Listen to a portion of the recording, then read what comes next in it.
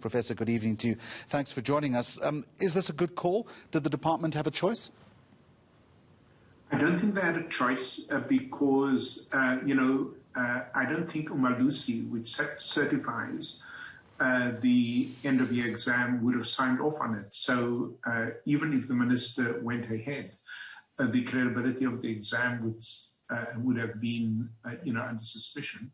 And as one of the Umalusi people told me, the students will hate it now, but they will be grateful later that they have a certificate that is valid and that can be used in the future.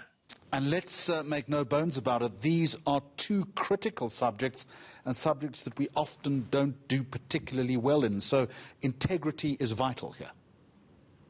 It is absolutely vital. Look, again, from the perspective of the students, this is devastating. They worked so hard, they really put in it. These are not subjects where you just show up and write, And so for these young people, it must be totally devastating. But I don't, when you stole papers 10 years ago, you had to photocopy it or, fax it off. Now, within an instant, a leaked paper can go via the new social media all over the country. So who knows how many people actually got this leaked paper. Professor, I can't help but think that the leaks are something of a metaphor for education in South Africa right now. What does it say, I wonder, about the state of process of organisation as far as secondary education is concerned? Well, you're quite right. It speaks to broader issues. For example, why have such an incredibly high-stakes examination in a pandemic of all times, And so we're sitting with the problem of the young people already had enormous stresses and strains to work through, interrupted schooling and all of that this whole year. And suddenly here is this high-stakes exam that leaks.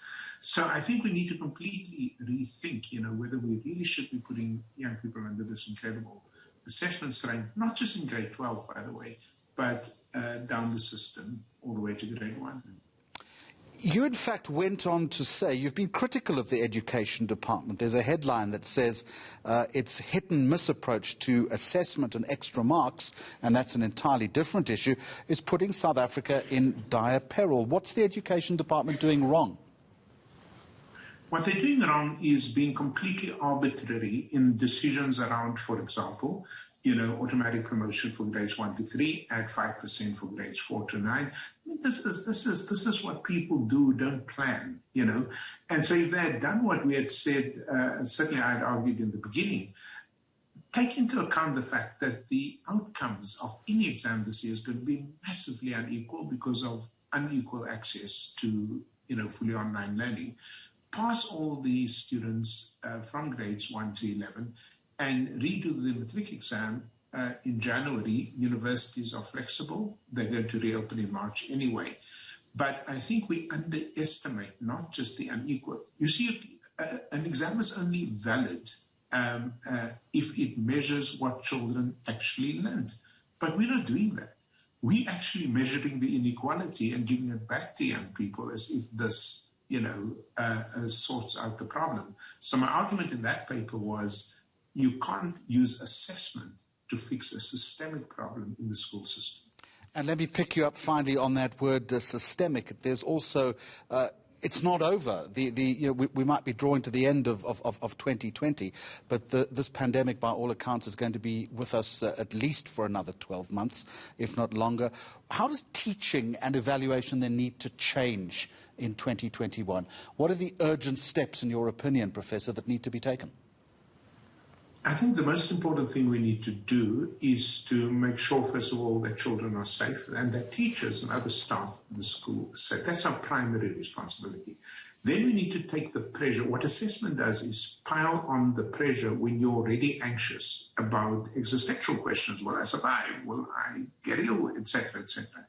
Take that off and concentrate on teaching. Instead of using all this time for assessing, let's focus on preparing young people through good teaching in the time left over for covering the curriculum. And that we can do in 2021 with good planning. But putting the focus on assessment and exams is just completely wrong, especially in the grades below 12. Always appreciate your assessment and input, Professor Jonathan Jansen from Stellenbosch University.